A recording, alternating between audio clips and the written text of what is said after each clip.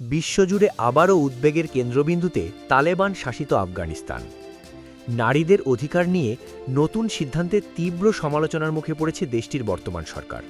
তালেবান ক্ষমতায় আসার পর থেকেই নারীদের স্কুল, বিশ্ববিদ্যালয় এবং বহু কর্মক্ষেত্রে প্রবেশ নিষিদ্ধ করা হয়েছে। শুধু তাই নয়, নারীদের একা ভ্রমণ, এমনকি অনেক ক্ষেত্রে জনসমক্ষে উপস্থিত হওয়ার ওপরও কঠোর নিষেধাজ্ঞা আরোপ করা হয়েছে।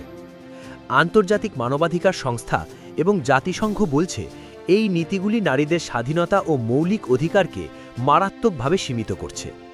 বিশ্ব নেতারা সতর্ক করে বলেছেন, এসব সিদ্ধান্ত আফগানিস্তানকে আন্তর্জাতিকভাবে আরও বিচ্ছিন্ন করে ফেলছে। আজ প্রশ্ন একটাই, এই কঠোর নিয়মের মধ্যে আফগান নারীদের ভবিষ্যৎ কোথায়? আর মানবাধিকারের এই লড়াইয়ে বিশ্ব কি পারবে তাদের পাশে দাঁড়াতে?